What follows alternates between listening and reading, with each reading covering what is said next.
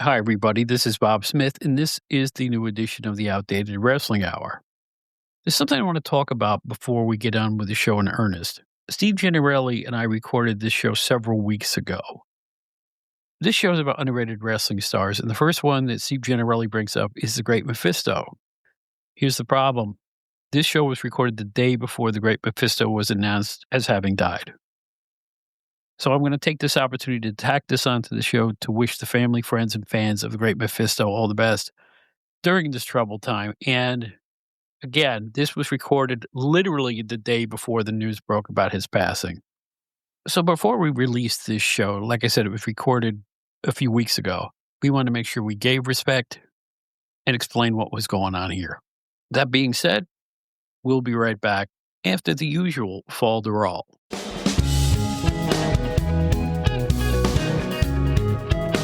It's your one-stop shop for great wrestling. It's the WrestleCopia Podcast Network.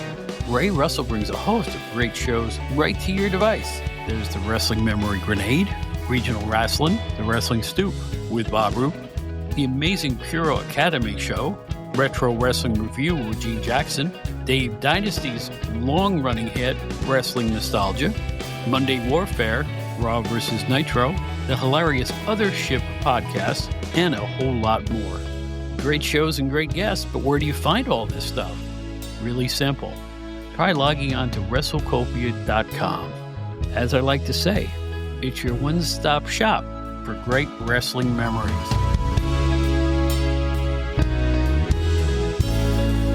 Hey, everybody. Welcome to the latest edition of the Outdated Wrestling Hour podcast. We bring back Steve Gennarelli for another topic show. More underrated wrestling stars, guys you may have forgotten about, or you don't think get enough press in this new era of wrestling. You know what else I miss other than his old stars? Oh, the menu at Old School Dairy Queen, that's what. You ever have one of those yummy Bosun's made fish wishes? Oh, so tangy with the tartar sauce. How about a nice dilly bar or a buster bar? Frothy drinks it as Mr. Misty, Mr. Malty. Oh, I pulled something again. It's the Outdated Wrestling Hour. Oh, no, Bob's going to be that I didn't mention Carvel.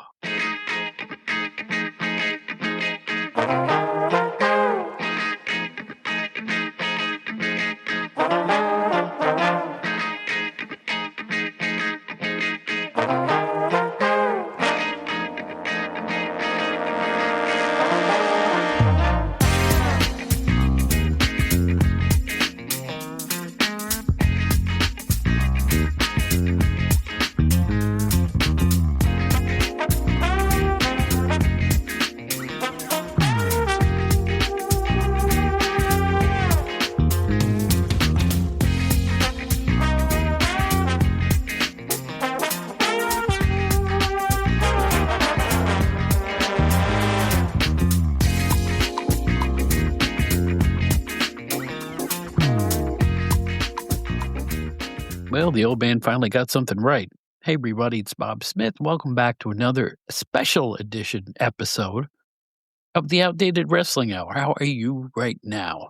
We do not have Joe Puccio with us on this particular episode. He will be back next time, guaranteed. However, this edition we bring back one of our favorite people in Steve Gennarelli. We're going to talk about more underrated wrestlers because our last show was so popular, we figure we'll do it again. People going back to the 60s or so that we feel are, well, quite underrated or forgotten in the eyes of time. Compare and contrast your notes to ours. I'm sure you have some people that you think are underrated too. We'd like to hear from you to find out exactly who they are. In the meantime, get yourself, Dairy Queen soda, Mr. Malty, Mr. Misty. Let me tell you something. I was a wee sprout when those things were actually true. The old Dairy Queen items. It was the only fast food we had in my small town. Seriously. Well, anyway, enough of my yakking about being so old. Get yourself a nice, tasty beverage, and we'll be back in just a couple of moments with underrated stars. Pro wrestling.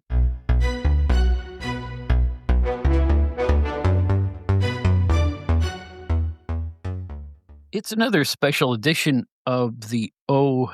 I wonder if we can get people to use the acronym instead of the instead of that long name. Maybe we should refer to the OWH more often. But in any event, it's another special edition show, and we have as our guest one of our favorite people, He's frequently on our show, and we're really proud of that. It's Steve Gennarelli. Steve, welcome back. Bob, thanks for having me back. And this is a topic that we've done a couple of times before, but we're looking back at some of our most underrated people in wrestling and people that we want to pay homage and respect to for all the memories they created. Yeah, this one's different. We have done this topic before. It didn't matter if they were the biggest stars in the card or a prelim guy or even a main event guy that time seems to have forgotten. It's like it could be any strata of a wrestling star. But the fact Oh, is they entertained us and we remember them all these years later. That must mean something, right? absolutely. I mean, I'm sure the listeners of this show will probably know most, if not all, of the people that we come up with today. But I am very confident that some of the ones that we mentioned are probably those that are really not that mentioned nearly as much as they should be. Absolutely true. As the years go by, my meager public service is to remind people of stuff that people aren't talking about anymore. Like, we have topics coming up on our show here that, really haven't been broached before, and we're gonna have some really heady stuff this year, I think, because it's like and we have a great, lineup of guests waiting to join us, so I'm hoping you all out there will join us as well, but we might as well just get right into it. Underrated guys and gals, to be honest. So the first name I'm going to bring up with from the past is a name that rarely gets mentioned these days, but is a very unique character in wrestling. And I'll give you his name, the Great Mephisto. What an awesome wrestling name! Now this is a guy who I would compare him to like kind of a West Coast Skandor Akbar, kind of a Sheik for the West Coast and for other territories. He went to a lot of different territories. Frankie Kane, I believe, is his real name. And in fact, there's a couple of bios out there on him that he wrote, or autobiographies that cover his entire career. And he apparently had such a career, he needed two autobiographies to cover it all. He was one of those characters, a lot like the Sheik, and he teamed up with the Sheik Ed Farhat in Japan on one of the big All Japan shows, and you can look it up. He worked a lot of territories, never made it to the WWF or WWF, never made it to the AWA, but he hit many of the NWA territories and was a box office star. 1 year pre-PWI, I don't remember which magazine was doing it. They had the Wrestler of the Year, most hated, most fan favorite. I think Great Mephisto was the most hated villain of the year in the mid-70s at one point. In fact, I know he was. Wow, that's quite a compliment in that era. Yeah, I would think so. I mean, that must have been his high point right around then because for those editors, Apter and those guys who were with the magazines in those days to consider him to be the top heel, it says a lot. Yeah, and it's amazing that somebody that would gear that kind of notoriety in the magazines that he never made it to the East Coast and never made it to Minnesota with the AWA because those were two of the big money-making areas, but he was a mainstay in the NWA. I mean, if he's making, big bucks in, Tennessee or in San Francisco, I mean, you don't have to travel all over the world. You don't have to go to the East Coast to make money if you're making money in the NWA. That was the beauty of the territory days. You didn't have to leave if you didn't want to. The promoter was getting mileage out of you. He would stay with you. He was, definitely played up the gimmick, like his Sheik did with Joyce Farhat. He had girls and like belly dancing type outfits, and he really lived up the gimmick. I think he may have had a snake at one point too. So Mephisto was one of the forgotten big name heels of the '70s. You just jogged my memory about something. I think this is true. In the territory days, if you were a popular good guy, you were a regular in that territory. It was the bad guys or the heels that would move from place to place to place to place to try to win the championship from whoever the good guy champion was. That's actually true. No, that makes sense because I mean you can't keep that high level of heat up. I mean, something's going to happen at some point where you have to move on to somewhere else. Otherwise, your heat's you're gonna lose your heat over time, but you're gonna eventually have to lose to the hero. That's at least in the good old days. That's the way it used to be. Well, I still, as I think about this, find it hard to believe that Mephisto was the number one heel for at least a period of time, enough so that the magazines, probably the wrestler at that point, would call him the heel of the year, the bad guy of the year, so villain of the year, whatever, most hated. That's what they called Right, most hated. it. Well, yeah, Yeah, when you think about it, like you say, when you think about who he was up against, Abdullah, Ernie Ladd, superstar Billy Graham, Koloff. I mean, you go on and on. to think that he would be the one chosen, it really shows you he must have really been a major heel at that time. Absolutely right. 1974. Wow. What a year that was. Yes, Mephisto, it was 1974. I just thought of that. Amazing. 1974, the London Magazine's most hated of the year. That's huge. It is huge. I really had no idea that he had won that, but I mean, I guess it gives credence to me having him on my list and the first name I provided on this list today. So I'm happy with that. I guarantee you this is the only podcast in wrestling you will listen to this week that mentions the great Mephisto. And all these other people. Like my first choice, or not my first choice, but the first one I'm gonna talk about is Mike Pappas, who worked all over the wrestling world. They even made a documentary about him a few years ago. It amazes me. Amazing drop kicker, amazing flying head scissors. He was diminutive though, Right. quite short compared to all the other wrestlers.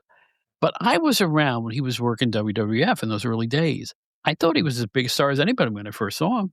And he was another one of those guys when he started to wrestle, you forgot his size. Totally Right. forgot about it. Really good, really scientific. Fans went nuts for him. Those drop kicks and those, all those athletic moves, not a lot of guys had the ability to do it in those hulky wrestler days back then. And he was really quite an athlete. He worked all over the US. He really was born in Greece. He worked in Australia, Mexico, Greece, and all over the United States, including extended stints in the WWF, which I was watching and where I got to know him. He was over. And you'll probably remember this. When Andre the Giant would come to town, they Mm. would invariably pair him with the shortest guy on the roster. Right. So there was a lot of times when Pappas and Andre teamed up, the same way they did years later with Andre and diminutive Johnny Rivera, who Right. was another good athletic wrestler, just short. Rick McGraw too. Yeah, Rick McGraw, yeah. So, really good wrestler, and here's a little trivia about Mike Pappas. He wrestled Randy Savage 4 times, beat him 3 times, and wrestled Joe Draw on the 4th time. Oh, I never knew that. Yeah, a little I forget where I dug that up, but, no, Mike Pappas, The Flying Greek, really entertaining. See that documentary if you can find it, and dig up some old maybe WWF tapes that are on YouTube or something like that. Well worth your time to check him out, and you'll see how over he was with the fans. They all loved him. I saw him in Albany. He was really over. That era was such an interesting time. I mean, people don't really understand kind of the makeup of the wrestling fan from that era. Most fans know that WOR New York, New Jersey would broadcast wrestling at midnight. Amongst their other programs, they would have shows during the day, like travel-log shows, and they would Oh, talk and show you about, like, going to Europe and seeing things, and so the fact that the WWF was this melting pot of characters from all the different countries, it only made sense. Channel 9. Journey to Adventure with Gunter Less. That's it. That's what I'm talking about. Yes. Hello, I'm your host, Gunter Less, and today we are going to Nairobi. Remember the travel said he would narrate it. Oh Yep. man, you bring back memories. Yeah. If it wasn't so regional, I would do an outdated entertainment hour on Channel 9 and Channel 5 and the unique local programming there. Every day when it was that show was on Journey to Adventure. It's just so cool. I mean, they also had on Channel 9 The World at War, which was that great documentary about World War II. It really that channel gave you a lot of international flavor for sure. My dad, a veteran, used to watch World at War all the time. Yeah, Watched it all the time. yeah. I imagine most enlisted guys did too. All right. Do you have another fine star? And I need to add about Mike Pappas because he was a little bit before my time. I mean, I've seen him on YouTube, but he was before my time.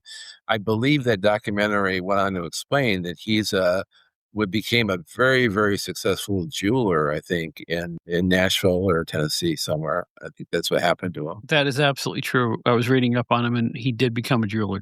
That's right on the money. Okay. My second mention is a guy who is mentioned a lot in our realm of podcast. In fact, he's had podcasts and but he's a guy who's wrestling. His own wrestling is never acknowledged or talked about nearly enough, and that is Ron Fuller, the brother of Robert Fuller. Ron Fuller is this large guy. I think he's like 6'8", 6'9", and he wrestled throughout the South in the 70s. Apparently, he was a University of Miami graduate, and he's part of that huge family, the Welsh family of promoters. And he ended up being a promoter of like the Knoxville territory. But he was a regular NWA challenger in the 70s and challenged against Jack Briscoe, against the Funks. Was a major player in the 70s in both promoting and in wrestling. I would, as far as giving you comparable wrestlers to him, Ole Anderson, even Larry Hanimi, guys who were big rugged guys who ended up being promoters. So Ron Fuller really left his mark in wrestling. As a mark for the guy, I'll just say it one more time, Larry Hanimi. There you go. Hard to say, Right? yes. Well, even in the IWA opening when he was talking about now he mispronounced it. He called it Larry Hanimi.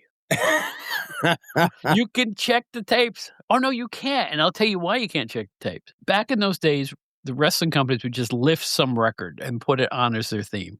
Right. When I watch it now, it's been replaced with a different theme, so you don't hear the voiceover. Remember Jack Reynolds used to say, "Ivan Koloff, the mighty Igor." They showed all Yeah. faces in this little star, right? Yeah, sure. Luscious Larry Hidemimi, Mhm.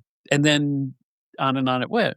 Problem is that I can't prove it. Oh, yeah, I can. I own those on videotape. So if you ever want to hear Jack Reynolds make a mispronunciation, be a great Saturday night. I'm telling you. I'm just kidding. Yeah, you know what? Both the Fullers. Mm. I'm a big fan of Robert Fuller. I personally met him, interviewed him a lot when I was with WCW Magazine, and before that, when he played Colonel Parker. In the 80s and early 90s, if a Southern or anything down south from here in New York needed a heel faction, call Robert Fuller. Yeah. And he'd bring along Jimmy Golden and a couple of those other guys, maybe Joel Deaton, people of that ilk, Yeah. and they would come in, and you would have a really good heel faction. You were credible. He could take over, and he had a booker's mind, so he could take over anything that you needed. Robert Fuller could do it. So I want to add Robert Fuller just as an aside That makes because sense. I'm a big fan of the guy. I just thought he was. Oh my God, these guys were large though. Robert Fuller had to be 6'6", 6'5", really big guy. I was at one of these wrestling conventions that they have in Tampa, in Lutz, Florida, which is a Tampa suburb. Barry Rose puts them on. So I'm at one of these things, and in one corner you had Bugsy McGraw, who was like 6'7", and he's in his wrestling gear in one corner. And I think at this one I had met Pat Patterson, Jerry Briscoe was there, and then there's one corner of the room was Ron Fuller, Robert Fuller, and their wives. And these guys were so huge, I just steered clear of them. I didn't want to get near them. They just so big. I didn't think they were going to start like putting me in the airplane spin, but I just didn't want to take a chance at it. So No, I met Robert Fuller in Memphis, shockingly big, and he had the yes, cowboy hat. He looked even bigger. right. So no, I have nothing but almost great pick on your part for the Fullers because Thank you. those are tremendous wrestlers. I'm Yes. going to go back to a shorty or somewhat short person at 5'7", and we're going back to 1970s because that's my jam. It's Don Serrano. Don Serrano, yes. Do you remember Don Serrano? Don Serrano, I think, actually worked the first match I ever saw live in person. Actually, I'm getting misty here thinking about it. He worked the first match I ever saw live and in person. Can't remember who he wrestled, but he was in the first match I ever saw live in 1977 in Binghamton in July. I think he wrestled Hulk Hogan, one of Hulk's first Florida matches that Hulk ever had when he was in Florida, and so he's had a lot of firsts in wrestling. Don Serrano was one of those guys who was meant for opening matches. Yeah. But a good opening match, not a drag out 20 minutes type of draw type of opening match where you could get the crowd into it at first. And like you, when the WWF came onto our local TVs in 72 where I was living, it's one of the first guys I saw, and they were pushing him. I remember Okay. I wouldn't say it was a major push. Like they weren't, he could be the next champion, but he had a big upper body. You remember that? Really Yeah. big upper body, very muscular. Yeah. And strong, and again, once the lights went down and the bell rang, he was more of a mid-card than a jobber, I would say. You know how that worked. Yeah, I mean, he was fast but stocky, for his size, and like I said, the mini push in the WWF was real. I mean, if you look, you'd see him as high as the mid-cards if you go through old match results and stuff like that. Later on, I thought he was, and I learned he really did become the Black Demon late in the early 80s. Mhm. I said, "That's gotta be Don Serrano," and it was. It was. And he wrestled under different guises all over the place. He worked in Calgary, Montreal, Texas, And the NWF, I may have seen him in 77 1, just didn't remember seeing him. So Don Serrano, I bet there's a few people who have good memories of him, and he was one of those good wave at the fans good guys. Never Do you broke a rule. do you remember the one time that he was on the cover of one of the After mags? Don Serrano? Yeah. For what possible reason? Actually, it was one of those special issues that, I think it was when Dusty won the title, and there was, like, a group of wrestlers that had hoisted him up on their shoulders, and he's by the side. He's there with his hand up in the air, "Yay, Dusty won," like this. So maybe he made but his face and his body is right there on the cover. It was really cool. These type of guys, like Serrano and Pappas, they were better than card filler. Right. They would entertain, and if you saw them on TV, you know who they were, you would cheer for them or boo them. I mean, those guys were Mhm. so vital to pro wrestling in the day. Right. And again, in that era, because they didn't have a gimmick, they were just a guy, with a real name, and they didn't really have a gimmick. They didn't really, I mean, the fact that they were just who they were, I think they gave wrestling credibility. Like, this is a young up and comer. This is somebody who's got talent. He's going to become something someday. And you looked at it just like a regular sport if you wanted to look at it that way. Here's another Serrano tidbit, in the '70s at one point, he worked for Ann Gunkel, and Right. they changed his name to Super Soul Davis, I didn't know that. and he was managed by Rock Hunter. Mm, I don't know if they threw a mask on him or what, but he was known as Super Soul Davis. had no clue of that. Took him about 5 seconds to come up with that name, I bet. It's just crazy, but no, Don Serrano, tip of the cap. Steve has fond memories, I've got fond memories. Good stuff. You Yeah. remember being a kid watching wrestling too? You didn't think anybody was getting pushed, you know who you liked. Yeah, it You was such know, an innocent time it because, was, it was. because for me, the wrestling was on either at midnight or in my case in Binghamton, it was on right after American Bandstand at 1:30 on the ABC affiliate. I can remember my early days of being a fan and watching those right after Bandstand ended, Barry Manilow's ending the show with the Bandstand theme, and I can remember my mom had the AM radio on in the background playing that song. It was like a one-hit wonder song, "Starlight Feels Bright" or something like that. It was Mhm. it was like a '70s song, but yeah, it was just watching the wrestling was so cool, so unique. It was so different than anything else that was on TV at the time. For sure. Alright, how about another person? This guy is really a hardcore legend of wrestling. I mean, he goes back all the way to the '50s. The guy I'm talking about is Don Fargo. And Don Fargo had like a gazillion aliases in wrestling. In the '70s, he was one of the Legionnaires with Rene Goulet in the WWA. He was also one of the Fargos. He was a Fargo going back to the late '50s, and apparently, as a Fargo brother, had major sellouts at Madison Square Garden with against Miguel Perez and Anthony DeRocca at MSG. And later on in the '70s, he was Fonzie Fargo in the LA promotion. So he had like a gazillion different aliases. As far as the comparable wrestlers, comparable, his tag team partner Chris Colt would be one. Waldo Von Erich, maybe even Mario Galento. Just a real rugged individual who had tons of tattoos. He had some weird piercings that I've heard about, and was again another guy. He has a autobiography out there too that tells all the crazy stories of being paired up with Greg Valentine as a Fargo brother, and had a great history in wrestling. Bob Smith, 1970, turn it on my TV, Ron Martinez announces him, "The Fabulous Fargos." And I remember as kids in school were walking around going, "The Fabulous Fargos." And he wrestled a long time. I think there's mid-80s tapes of him in the AWA You're as a right. jobber. You're right. He wrestled Jimmy Snuka on one of those Las Vegas ESPN Mhm. tapes. So that career just kept going and going and go. You know why? He was an old pro. And yes, I think he's one of the more eccentric guys I've read about, Yeah, along with Dr. Jerry Graham and that whole ilk yes, of bad guy wrestler, definitely, who kinda lived what they were doing, sort of, kinda. So 100%. so yeah, the Fargos. And you know what? I never understood that, him being a legionnaire. Why did he join the French Foreign Legion? There must have been a storyline behind it. I can't figure out what it was.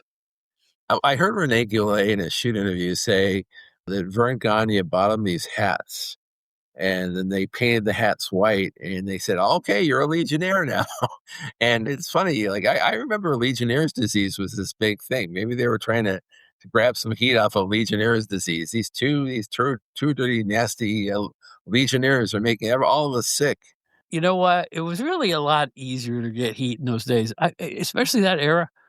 Good gravy. What is it I love the Love Brothers so much?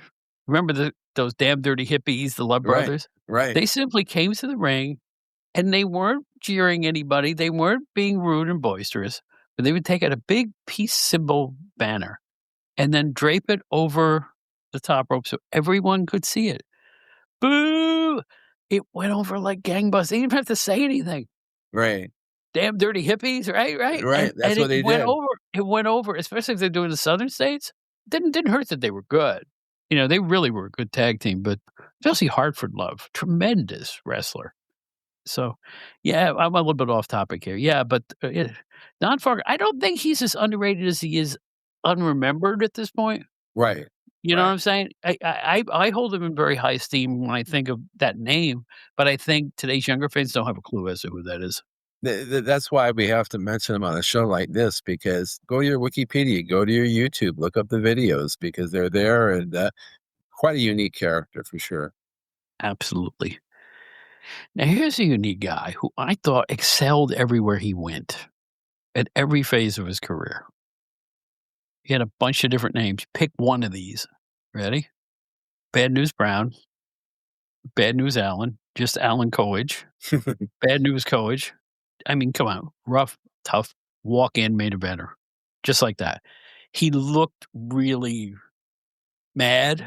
He always looked angry. He had that black glove on one of his fists. You remember that? And Yeah. bald head, little, trim beard. Always in amazing shape. An amazing athlete before. Do you know his background in martial arts and stuff like that? Yeah, he was an Olympian in the judo Olympian. Yeah, a legit black belt. Mhm. In judo, he won gold medals in the Pan American Games, and he won a bronze in the '76 Summer Olympics. Amazing. Yeah, a real and you know what? They didn't talk about that stuff a whole lot, did they? I've heard his shoot interview 2 or 3 times. He was one of the most eloquent, most professional, a true gentleman, just a really great guy, completely the antithesis of his character, which was this guy from the ghetto who, didn't he hit his mother to get some money. I mean, he was just a terrible guy, but the real Alan Coage was a real gentleman and a class act for sure. All I know is any organization I saw that brought him in propelled him to the top real quick. Oh, yeah. Good in the ring too. I mean, he just had that realistic thing going for him. Never broke character. Always just really, really intense. That's the word I've been looking for. You know what I'm saying? It's like he just show up with a pair of black trunks, go. The first time I ever saw him, this is when Blassie had all these turncoats. We're part of Blassie's army. Blassie had Arion, Maivia, Victor Rivera, all turncoats. And then young Alan Coage comes in, and he had this little mustache, goatee type thing going on. And he had a full head of hair. He wrestled like the opening match at MSG, and this is around 1978. And John McAdam famously has told the story that at the Witchies Arena in North Attleboro, Mass, Frankie Williams somehow defeated Alan Coage. I don't know if Alan Coage made the office upset or something, but Frankie Williams went over him one night. He usually came out on top, and he was a huge star in Calgary and other promotions. Well, it was non-televised, and I think he was at the door. Probably. Thing to do in wrestling. If you were leaving, you would. Right. So I get the feeling that's what happened. That's just my vibe on that. That makes sense. Because physically, you couldn't even compare the two. I mean, Frank Yeah. Williams looked like a chain smoker. No, I'm telling you, Frankie Williams. If you look at, he looked like a chain smoker who left his lunch at home. Yeah. He looked upset and tired. Yeah. I think, you know what? Doggone it. I think Frank Williams had. I just wrote about this in my book, but I'll talk about this. Book's coming out. Who cares?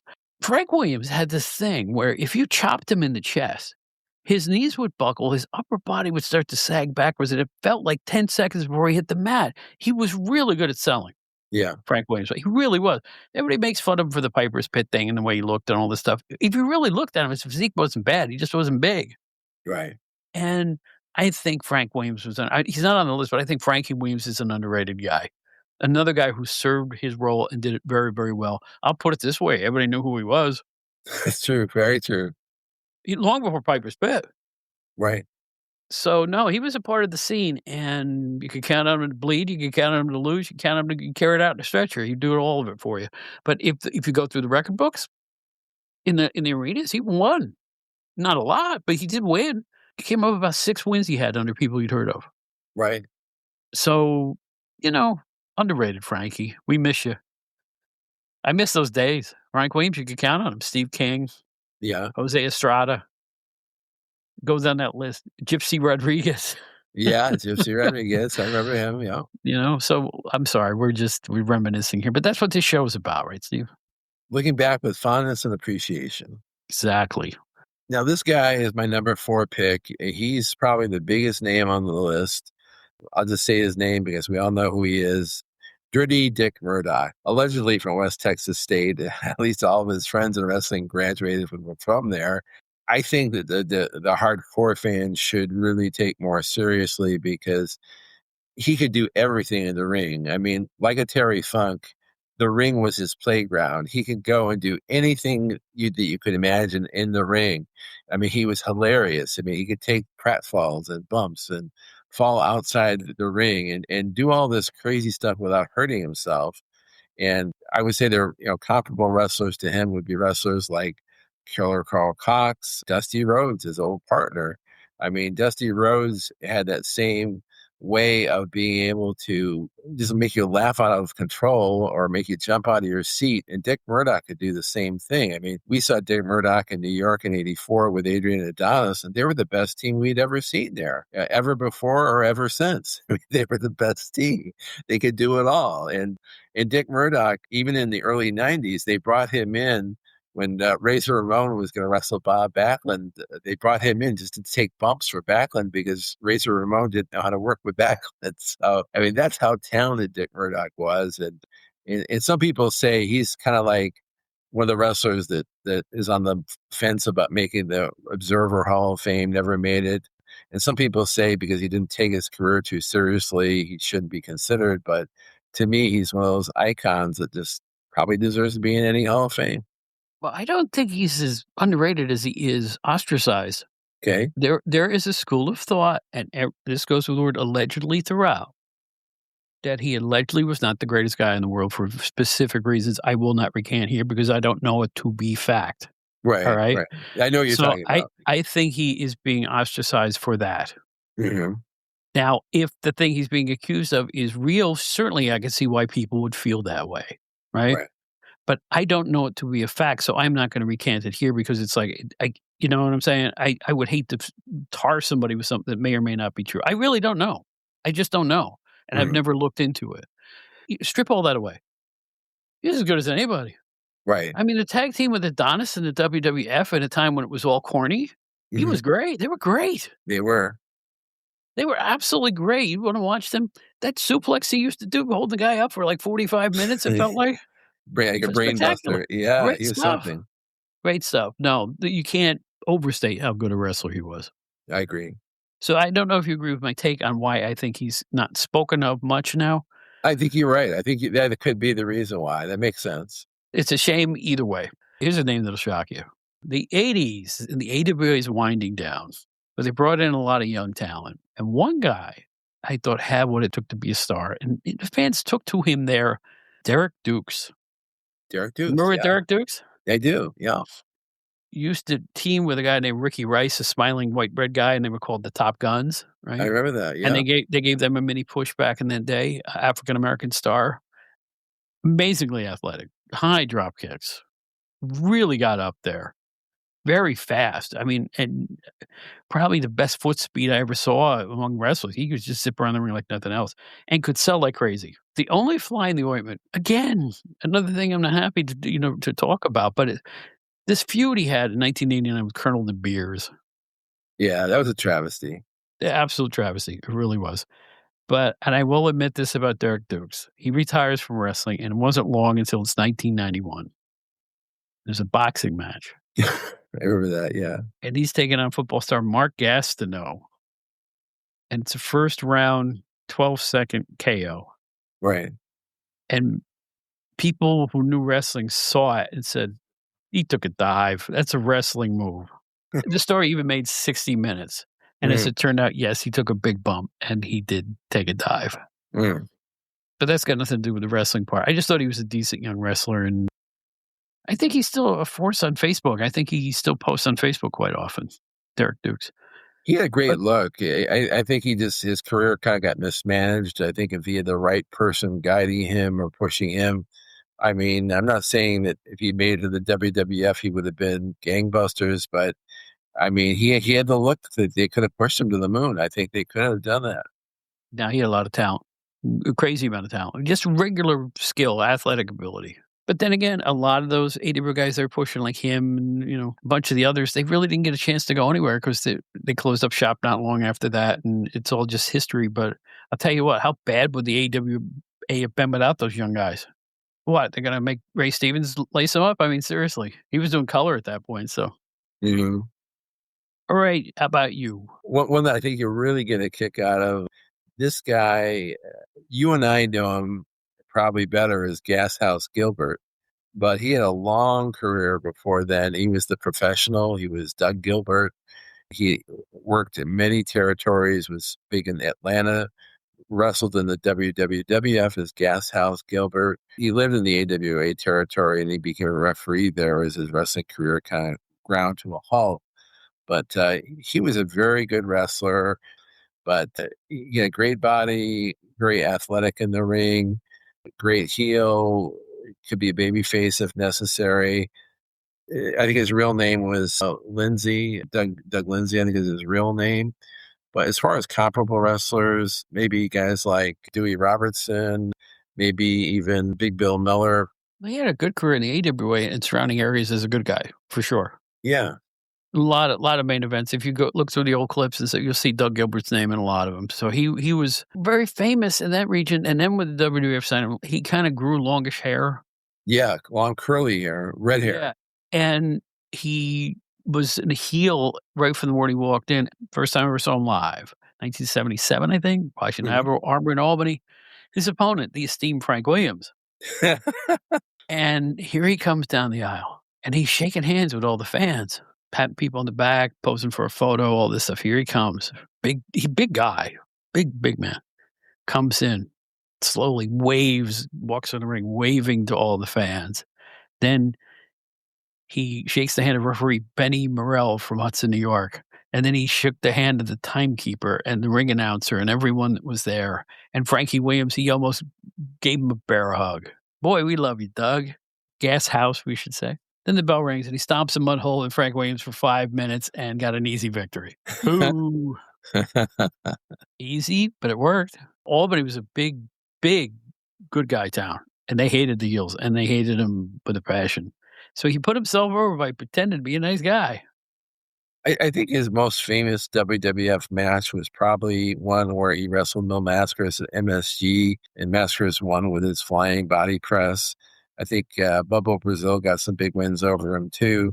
Don't think he ever wrestled Bruno during that time frame because Bruno was so involved with his big feuds with Stan Hansen and the other major challengers then. But Doug Gilbert, Gas House Gilbert, is somebody I fondly remember and I always appreciate. Well, I'll tell you what, they didn't push him at all, at No, all. He would beat the Frankie Williamses and Gypsy Rodriguez's of the world or Steve King, but when he faced anybody with a name, he was down. right. There must have been a reason he came to the WWF at that point, but work is work, I guess, and it wasn't all that long. I don't think he was there longer than 18 months, 2 years. But, I'll say he's underrated because people will look at him as Gas House Gilbert and not even know he was a big star in the AWA and other organizations long before that and had a very Yes, long and very successful career. that's right. You may not agree with this, but we're talking underrated. People didn't like this guy as a member of the Freebirds. Fabulous Freebird. That's not a Freebird. What's Michael Hayes doing teaming with him? But world-class era, gorgeous Jimmy Garvin, great. That big hair, that, "Oh, rock and roll, everybody, and look who I got here. I got my Precious, or I got my Sunshine," or whoever he was his valet. Right. A great shtick, great stuff. Everybody hated him, he was full of himself, just very, very colorful, and, they even hated the valets even though they were pretty, it was just he knew how to do it. Starting with that little thing he used to wear, had the tails on it. Yeah, right. It was a ring jacket, but it had tails on it, like it was a half tuxedo type of thing. It was very strange. Great feud with Chris Adams. Great mixed matches they did in World Class. Probably Chris and somebody with, him and whoever the valet was at the time. Just great. Sunshine or whatever. He was an AWA Tag Team Champion with the original Steve Regal, and you know who they beat to win that title? The Road Warriors. Exactly.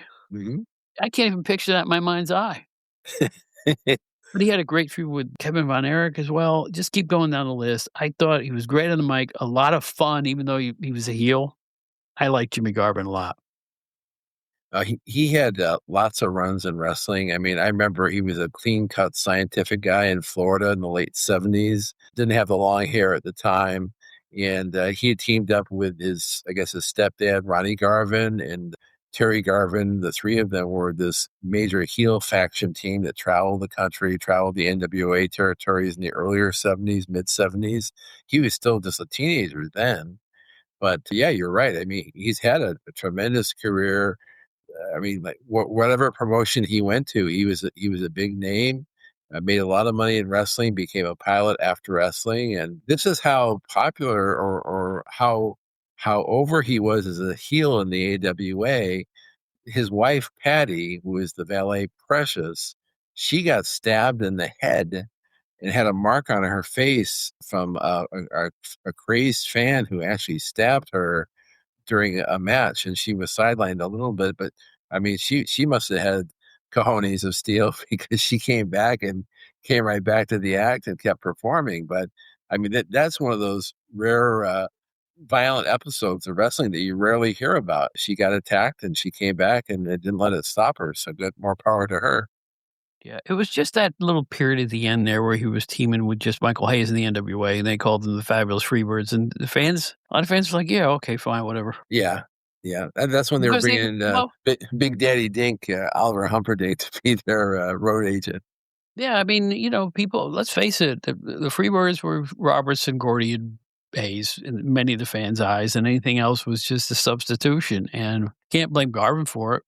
Yeah. I mean, they put on good matches. I saw one they did in Philadelphia that was really good. I can't remember the opponents, but there was Mhm. an excellent match. So, as a career, this guy probably exceeded expectations. And Yeah. for a while, they did the Garvin thing, right? With him, with Ronnie, right? They were That's right. brothers, right? That's right. So there was a lot of brother angles and things like that. I remember when he got burned, when Ronnie Garvin got burned by Cornette. I remember seeing a heartfelt interview with Jimmy Garvin going, "I know I don't always do the right thing, but in this case, I have to avenge this. This is awful." Mhm. So they would throw that in. That kind of stuff people love. Right. People love the revenge thing. But in terms of just the Freebirds, and I'm not saying that, that Hayes and Garvin were bad. I just know for a fact the fans went, "Meh." Right. That's just the way it was. All right, my friend, how about another wrestler? I'm gonna go back to the days of the 70s when you had more hardcore wrestling, more loser leaves town matches, more brass knucks matches. This is a guy that Howard Baum, our friend who's been on your show before, he's mentioned quite often. Cyclone Negro. He was one of the regular guys in the Florida promotion for many many years, and wrestled right up to the point where he just couldn't wrestle anymore. Gave his entire life to wrestling, and he's one of those names that unfortunately just doesn't come up hardly at all anymore. But for those of us like Howard Baum's age, my age, and your age, I'm sure we all remember him, and we remember this is a guy that you believed in. He was a guy that you never thought was fake or phony. He was a gladiator in the ring and gave his all in the ring. And Cyclone Negro should be talked about more frequently. It should be remembered more often. Do you know Then in Australia, Cyclone Negro and Baron Mikel Scicluna were tag team champions on 2 I occasions. I did not know that. More proof to my pudding that Scicluna was more than a jobber, you kids out there, you young punks. But anyway, yeah. No, Cyclone Negro was, again, yeah, underrated, you're saying it right, and I think this is another situation people forgetting because of the decades that have gone by. How Right. big he was, what a big star he was. He was always had a belt on him somewhere. Yeah, and I would say comparable wrestlers to him that were similar to him, guys like Carlos Colon, Omar Atlas was another veteran somewhere there with Cyclone Negro, but Cyclone Negro just had a real credibility to him, and just you could tell he gave his all in the ring, and we miss that today. Now that wrestling is more showbiz, you miss that feeling of this is a competitor who gave everything he had to win a match or to survive and to keep going. It was very admirable in those days. Let's go to my next one. And Please. this is a guy I could not stand at the time. I was working at PWI at the time. And he won a major title in the WWF, and I'm like, "What? This guy? Huh?" And he was so annoying. His shtick was annoying. Everything about him was annoying. But that's what he was trying to do. I needed to take a little time and get away from that. And at the time, he was my fellow writer, Dave Rosenbaum, who was with PWI for as long as I was, or maybe even a little longer.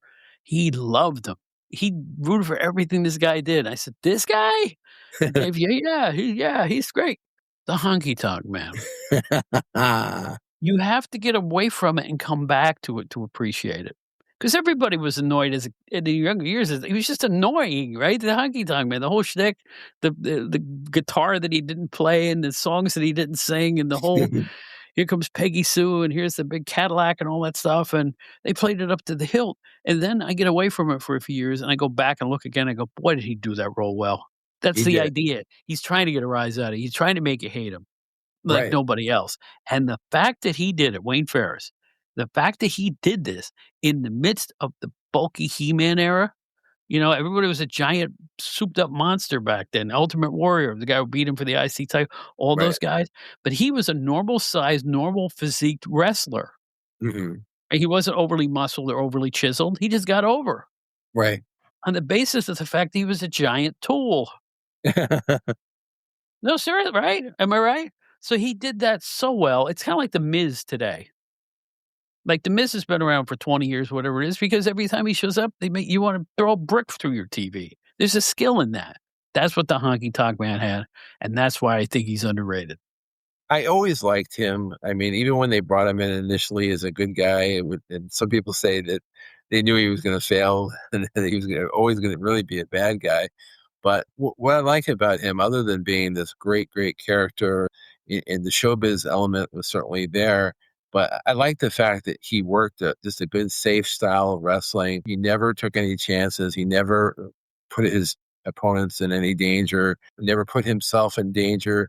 But he could entertain you in the ring. He could put on an entertaining match. He wasn't Randy Savage. He wasn't Ricky Steamboat as far as his great maneuvers or great repertoire of holds, but he was a guy who could definitely hold your attention, and he definitely knew how to stir up the heat. So more than delivered in that Vince McMahon era of less technical wrestling, more showbiz.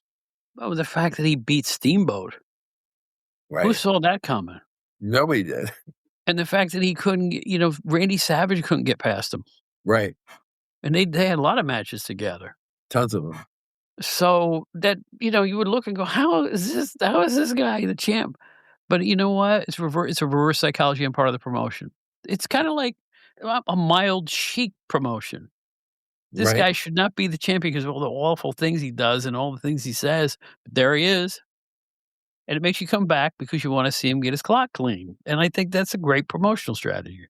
As you look back on his career, and you look at what happened to him afterwards, I mean, after he did lose the title, they eventually put him in Rhythm and Blues. He had a tag team run with Greg Valentine. He did some announcing for Vince. Eventually, he's out of the promotion, but I think that they realized that having him hold that important belt was probably the best way to push him, have him be a champion, and that belt elevated him, and those were happy times when he was at the top of the card. They were making a ton of money, so I don't think anybody would say, "Oh God, why was he the champion?" They realized he was a moneymaker. Even smart to the business, I would see the shtick and go, "Well, he just get on with it," you know? He's swiveling his hips in the ring and swinging the guitar around and singing along to his own theme song. Everybody sing. "No, we're not singing this." You know? You know, it was just perfect, and the fact that he was annoying is what he was supposed to do. I don't know why I disliked him so much back then. I just because I had seen the brilliance of, like, the Steamboat Savage match, and I weighted the IC title was something that serious. Right, right. And the fact that I thought he was kinda like a novelty character holding the belt. Let's see, he had the long series with Savage. I don't know if he had any rematches with Steamboat, he probably did. Some. Yeah, it wasn't that long. Maybe that's right before Steamboat left, I'm not even sure. Later part of '87, Steamboat Yep, went away a while. He came back like fall of '87. They had some matches, but it was mainly Savage against Honky all the way up until they got into the whole WrestleMania 4 deal. So and I was there the night he lost, 31 seconds to the Ultimate Warrior. "We need an opponent, I need an opponent." Bum, bum, bum, bum. Oh, done, finished, completed. He didn't even get his jumpsuit off, as I That's recall. what a shame. Ah, it's alright.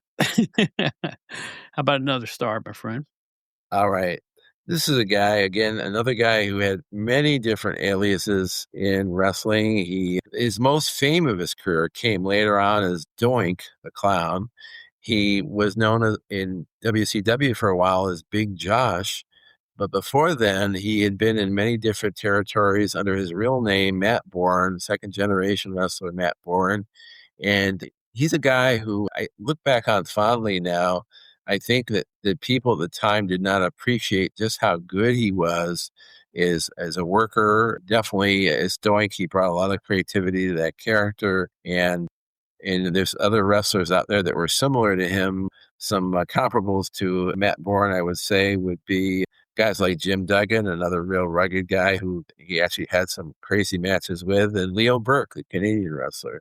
So I have a lot of good memories of Matt Bourne, the wrestler. Big in Portland, did some great angles up there. I will say this, after seeing the Dark Side of the Ring they did about him, I kinda lost a lot of fandom for him. I think that his personal life kinda ruined his career, and Right. sometimes you're your own worst enemy, and I think that's was the case with him. I'm sad to say it, but I think he kinda jeopardized his vast potential. I think he could have been bigger every step of the way. He was certainly talented enough and had a unique charisma and could talk really well, had a different style on the stick, but I think he sabotaged himself all the way through his career.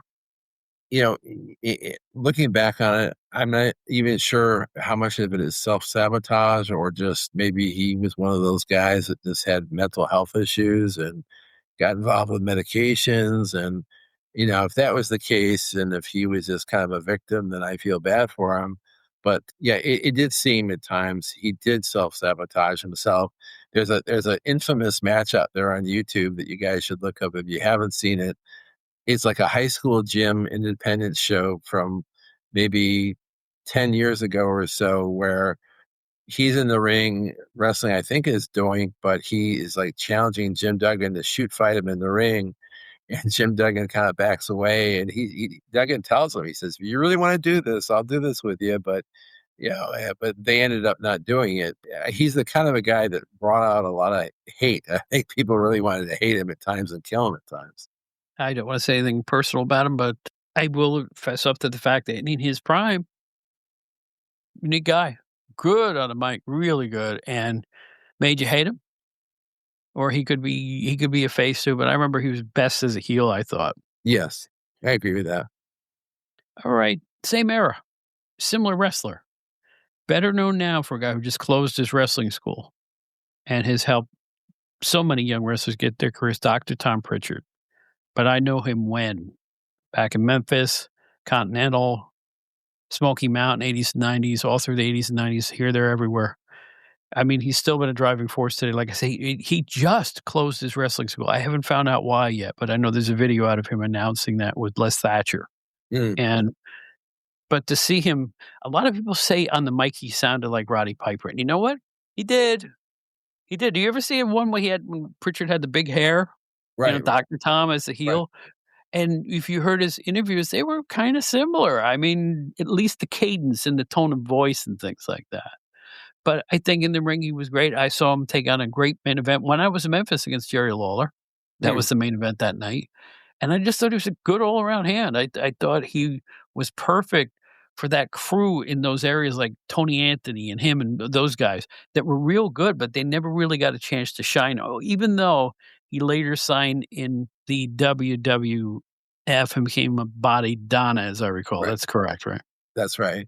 Yeah, I mean, the thing you gotta remember as far as him in his career, I mean, he, much like his brother Bruce Prichard, they were disciples of Paul Bosch. They worked in that office in Houston. They were like helpers to Paul Bosch, and they were learning the business from an early, early age when they were going from children to adolescent, I guess. I think for him, one of his first stops was California, and I think they probably saw the tapes of Piper from California. They were mimicking him. I know Bruce Prichard also does a mean Piper impersonation. So they're both Piper marks, I guess. But yeah, this is a guy who had a lot of ability, and I guess it's similar to like a baseball coach who maybe never became a big star player, but maybe his fulfillment in wrestling was being a behind the scenes guy like a scout or a coach, a trainer, somebody to help athletes get to the next level. Maybe that was his thing. I mean, he never really had a major run other than the ones we've talked about, but he had lots of success over the years. And he did a lot of different roles in WWE. Even announced with Gorilla Monsoon when Gorilla Monsoon was just almost at his dying day, still announcing these European shows for WWF. So you got to give him credit. He's done everything in wrestling and then some.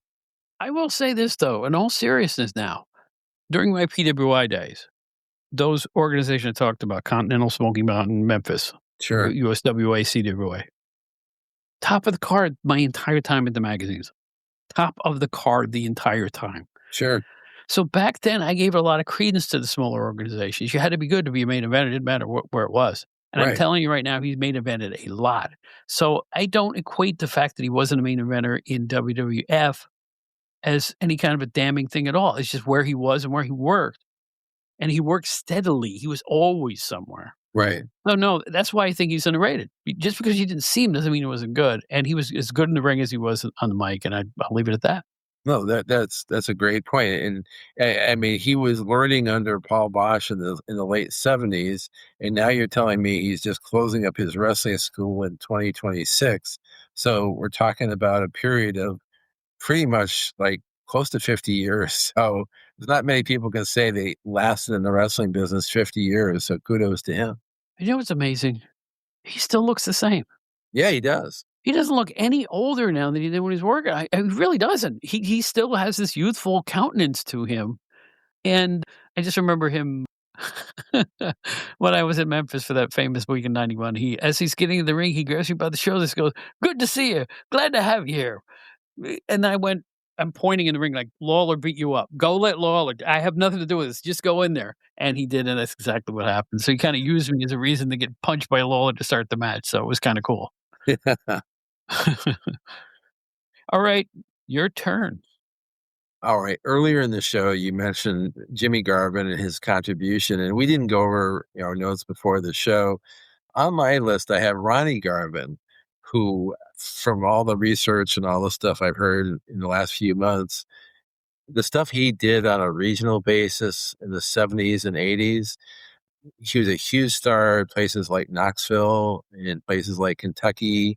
He worked for the PAFO promotion, the ICW promotion that the PAFOs ran. He did all this kind of like minor league wrestling stuff, but ends up in the NWA and ends up as the NWA champion in 1987. I mean, what a phenomenal accomplishment. And he ends up in WWF after that for a run. And he just is a guy. He's still around today. He's retired, obviously, but had a great life in wrestling. He's a Canadian guy and had tons of success throughout the years. And just another guy who was very serious minded and worked kind of a hardcore style, a lot of those stiff chops and slaps, and just as a guy to be respected.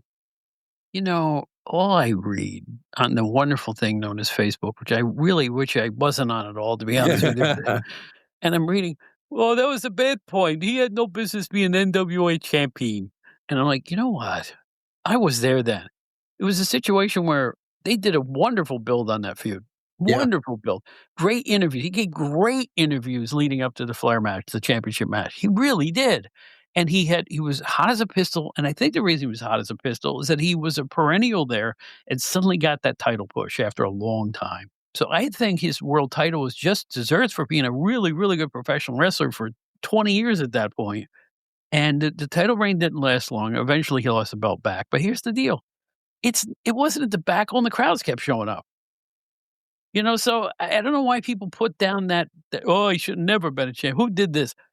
You know why? He was popular. They were good matches, and the build to it was really, really great. Flair's role too. Flair put him over at the same time.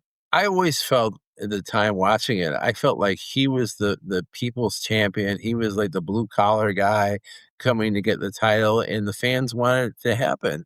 And I know what you mean. There's been a lot of negative stuff said about it and the booking and what have you, but I'd say it was comparable to like when Dallas Page won the WCW title in the late 90s, because he was viewed as a guy who just kind of came up through the system, and the fans just kind of grabbed onto him and rooted for him. And when he won, he was like the people's champion won. And so the Ronnie Garvin push of 1987 was well deserved, in my opinion.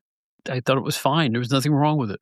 Mhm. He certainly didn't hold the belt for all that long, so it hurt nothing and gave Flair another notch in his belt. Right.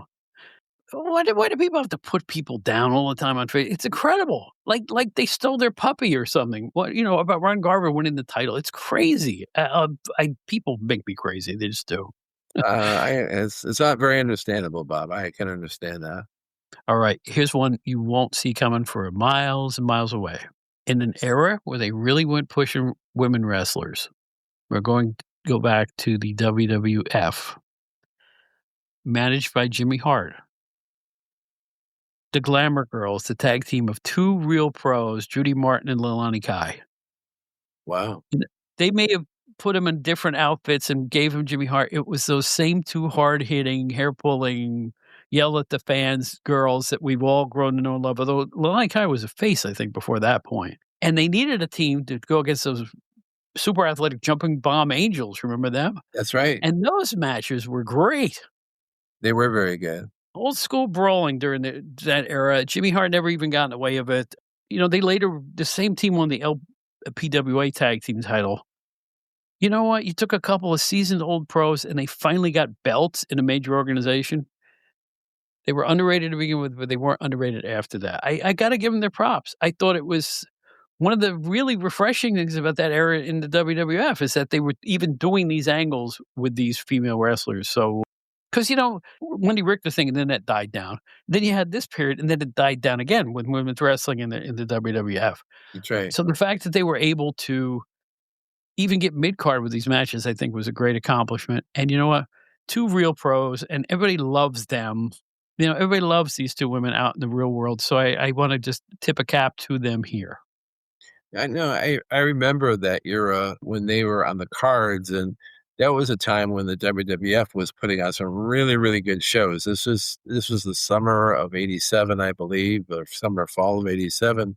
And when those matches were added to those cards, they really greatly enhanced those cards because the matches were hard hitting, they were well paced, lots of athleticism, just good wrestling. And I mean, the WWF was always, the hardcore fans complained the WWF never gave you any steak. It was all sizzle. Well, these girls really delivered in those matches. The matches were phenomenally good. It really did. I just thought it was gratifying to see a couple of women who really gave their all to the wrestling world finally get their props. And twice. Because I know the LPWA didn't last long, but they won the same championship there, their version of the tag team title. So it was really good. And by the way, the LPWA is another underrated thing. That short attempt to try to make a serious women's organization after the tomfoolery of Glow, I thought it was Torberg's great. promotion. Torberg. Yeah. I really like the LPWA. Hey, Pedicino and Cornette, well, your announcing team, right? I think it's your turn now. I only have 2 left. Me too. Me too. My number 9, I have the legendary Dewey Robertson, later better known as Missing Link. He was a Canadian wrestler, strong wrestler, but was more on the scientific side. Wrestlers who were comparable to him, Dino Bravo, maybe even Lawrence Susi, who knows? But when he became when he became when he became Missing Link, he really became like a George Steele or Abdullah type character, one of those awesome monster type characters. I know John McAdam, my partner on the Sixth Wrestling Show, did not care for Missing Link one iota, but I saw him wrestle a few times live, and it fascinated me, the idea, the concept of a guy who would only have one wrestling maneuver in his arsenal, which was a headbutt. And that's what this guy did. He just would hit you with his head in many different ways. And that was his whole repertoire. And he was a very compelling wrestler. I remember seeing Dewey Robertson in the WWF early on. It was never 1978. long. He was there, and he had Dewey on his, and I think there was a star on his jacket. Right. And he was he was a little larger than usual babyface. He was a big guy. Yeah. And he got over. Dewey Robertson was a star all over the country, but Right. and I don't know, I guess maybe when he aged a little bit, they said, "We gotta do something to stay relevant," and somebody came up. I'd like to know who came up with the Missing Link character. Maybe he did himself, who knows? I think it was him. I think he came up Yeah. with it. World class, first time I ever saw the Missing Link personally, and then he bopped around a little bit and ended up in the WW who managed him in the WWF? First, it was Bobby Heenan, and then Bobby Heenan sold him to Jimmy Hart. Okay, and now you're bringing back boy, you had to shake my gumball bank here to get the quarters to do just right, because now I remember that too. I Well, remember that that. was it. That was in your transactions page on the back of the sports pages. It said Bobby Heenan trades King Kong Bundy to Jimmy Hart for Missing Link and Adrian Adonis. Boy, that's the one thing I used to like about working at the PWI Weekly. Mhm. We had a transactions. You remember that? Or news transaction? I didn't know Yeah, that. it was just like the newspapers. It was like this guy enters the WWF, or this guy has left the WWF, or this one now known as is in blah blah blah. We would do that all the time. Wow, very cool. Yeah, yeah. Nobody. I wonder if anybody saved their PWI weeklies. Used to fold out like a broadsheet. I'm sure they did. Oh man, the work that went into that thing. Oh, that's another era, another discussion. Everybody talks about the era of Bruno Sammartino, your favorite wrestler, one of my all-time favorites. Everybody talks about the Backlund era. Everybody talks about the Hogan era. Why doesn't anybody talk about the Pedro Morales era? Seriously now. When all those championships are listed, his name is forgotten a lot. So I think in this era, he's underrated for how popular he was, what a good champion he was, and an important part of the top of those cards was at least a couple of years, right, for Pedro on the top in the WWF, maybe longer. I'd have to look it up because I didn't feel like I needed to for this particular topic. It's just that nobody speaks of him anymore. I know they jobbed him on the way out, but they jobbed everybody out on the way out in 1984, 85. The thing is, he was popular in the beginning. Young Pedro was very, very athletic. I mean, jumping off the ropes, doing all this other stuff. And I know he became a kick and punch guy late on. But who cared back then? Anybody remember those Intercontinental matches against Don Morocco, those two? Violence akimbo. It was unbelievable, particularly for that era. I don't know. Pedro Morales is way, way, way underrated in 2026. His memory, he's never even brought up by anybody anymore. And I find that appalling. A friend of mine who I become good friends with, who grew up watching wrestling in Scranton, PA, he's a little bit older than me, and he saw a lot of the Pedro defenses in Scranton because Pedro would come, and they used to have the wrestling in Scranton on the Tuesday after the MSG show, so they'd have really good shows in Scranton. He actually is one of the guys that didn't really like Pedro that much. He felt like the matches, like we could use like Donnelly or Jonathan as an example. Like, he felt like in a match with, say, the two of them together, Don Leo would beat him from pillar to post for like 14, 15 minutes. And then Pedro would get the flukiest of fluke wins out of him, and then go home with a championship belt again. And I think that some of those people from that era felt like he didn't win decisively enough or whatever. But we're him and I are on this Kayfabe Memories website, which is part of the Arcadian Vanguard network. And the people on there that used to be a lot of people would put a lot of comments and stuff. Now it's like dried up. It's like hardly anybody participates anymore. And the thing that we've kind of discovered, or maybe an assumption we've made, is that the Bruno fans, the Pedro fans, even the Backlund fans, they're all old and dead or, or no longer interested. Even the Hogan fans are hard to find now. So it's just a case of, as we get older and older, only people like you and I, and of course the listeners of your great podcast, are the ones who are really keeping all this stuff alive. What do you mean older? You young punk! Yeah, Steve is raising a fist now in exultation. No, I just want to make sure people don't forget Pedro Morales. A great guy. And you know what? He should be inducted in the Albany Hall of Fame if he's not. I don't think he is, and he should be. In fact, that's an organization that would say, you're right, he's been unfairly slighted. Yes. That would be a great choice. Find some of his errors to give the reward to. I think it'd be wonderful. This is my last choice. This is the outdated hour. I felt like let's give some attention to somebody from the 2000s. So I'm going to give a shout out to a wrestler by the name of Paul London, who was a WWF regular in the 2000s. He was more of a cruiserweight type wrestler, but to me, when I saw him wrestle, he reminded me a lot of like a young Ricky Steamboat. They had a lot of similarities. Paul London apparently still wrestles today. I didn't know that, but he had a good run there. A good-looking young guy, and he was one of the few wrestlers from the 2000s that maybe didn't reach the highest of heights, but I do remember him, and I did think he was an underrated character. Pretty good wrestler. I remember him too. Did he go to WCW after a while too, as I recall? I think that they were shut down before. He may have gone to TNA or somewhere else, but he didn't stop then, though. yeah, he's still wrestling today, I think. Really? Yeah. Interesting. My last choice, my friend, is a very proper gentleman. And he does not understand why you idiot Americans would eat those disgusting hot dogs. Can you imagine eating something as revolting as a hot dog? You know who I'm speaking about? William Regal, Steven Regal, whatever you want to call him. He shows up now as the guy in the suit who does a lot of talking now and again. But Right. as a wrestler, I'm just talking as a wrestler, not as a character past that point or anything he's done behind the scenes. As a wrestler, vastly underrated. Him and Fit Finlay came in around that same era, and they were two outstanding, incredible pro wrestlers from the old school who still managed to make it in the new school world of American wrestling. And I just want to give him props as being a tremendous chain wrestler. He had all that old school stuff built in that he could integrate into the modern style here in the U.S. So underrated as a wrestler, Steven Regal. No, that's a great call on your part. It's funny to think the guy that I remember that I enjoyed seeing him against, of all people, was Larry Zbyszko. They had a kind of a TV feud going on in the mid 90s, and they had a great chemistry together. I don't know what it was.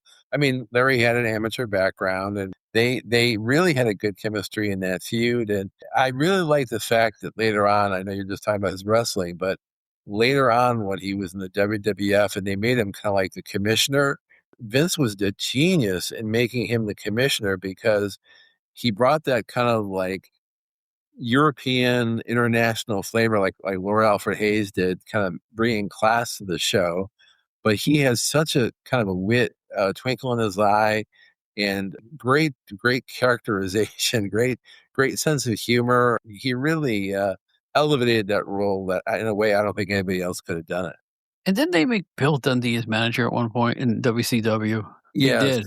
Yes. Sir William Dundee, I think they called him or something like that. That. Yes. What a terrible idea that was. Didn't really add much, and you can't blame Bill. He took the job. I mean, I'm sure it was a wonderful paycheck at that point, but then Steven Regal's tag team partner, what was it in WCW? What did they call him?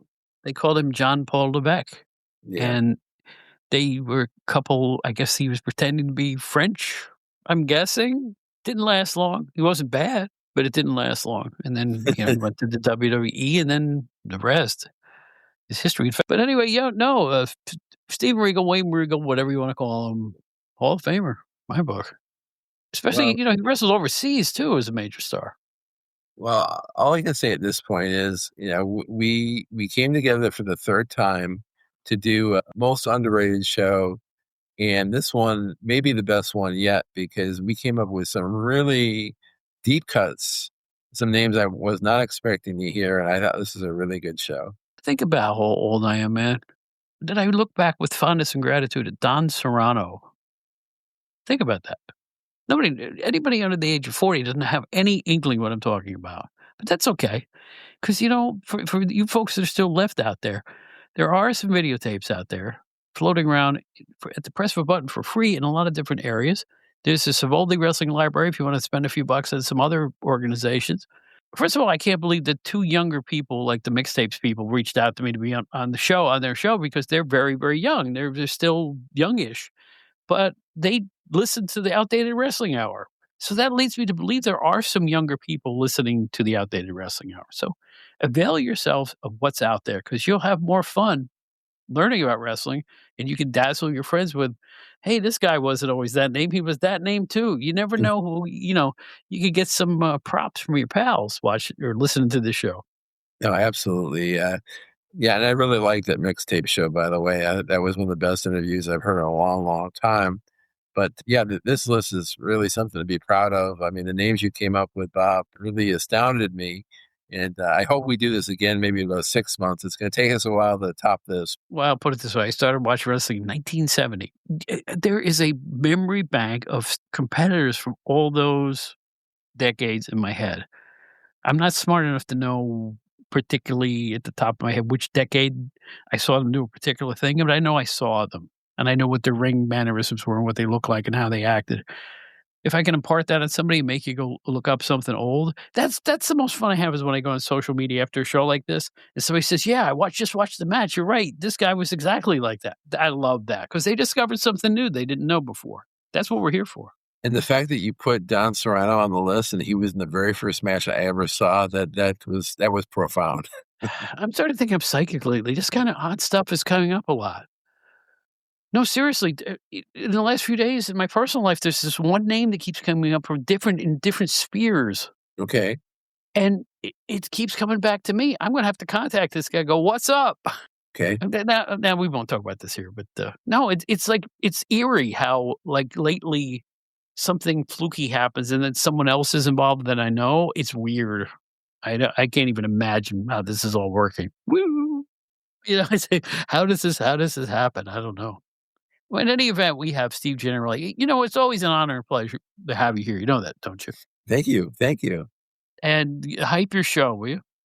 Yeah, so I'm on the Stick to Wrestling podcast with John McAdam. It comes out every Friday. You can go to McAdamPod.com to look up old episodes. They're all there. They're all free. And if you like Bob's show, I have a feeling you like this show also. Oh, you'll love that show. You'll love that show. It is a bona fide, now veteran podcast wrestling hit. It's always in the top of the charts, and you guys deserve it for being fountains of information and nostalgia in a world that's not used to that. So congratulations on all that. No, thank you. And thank you for thinking about me to invite me on the show again. It's always fun. And I look forward to the next time. Well, this has been another, like I'm calling them Steve Gennarelli special editions, and I hope we can come up with another topic and do it again real soon. How's that? It sounds good to me. Steve Gennarelli, everybody. Thank you, Bob. Thanks for having me.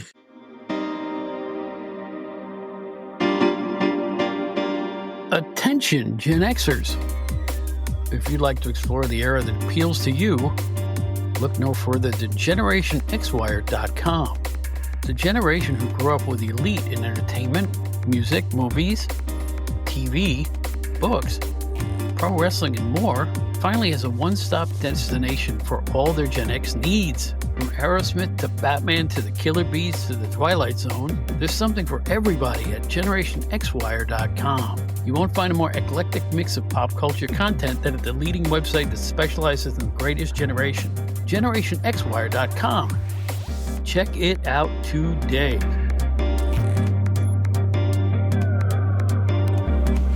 That's it for another edition of the Outdated Wrestling Hour podcast. We hope you enjoyed yourselves. Write to us, outdatedwrestling@gmail.com. our website, outdatedwrestlinghour.buzzsprout.com, where you can find all of our episodes at the press of a button. We will never Patreon you for those. Also on the website, you will find a box that says Outdated Wrestling Hour Fan Club, where for a nominal fee, you can help perpetuate the ongoing adventures of this podcast and our sister show, the Outdated Entertainment Hour, which comes out about once a month. All of it on outdatedwrestlinghour.buzzsprout.com. We're available on every podcast app you can think of. Please join us again.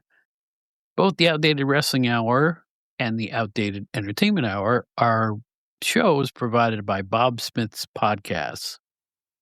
The Outdated Wrestling Hour is part of the WrestleCopia podcast network. That's it for now. We hope you had a really good time tonight, and we're out every Friday with new editions of the Outdated Wrestling Hour podcast. So until next time, this is Bob Smith. You might remember me from my days with PWI. Thanks for being loyal fans. Thanks for listening every week. And we always say the same thing at the end of every show. In the words of Ringo Starr, peace and love, brothers and sisters. Peace and love.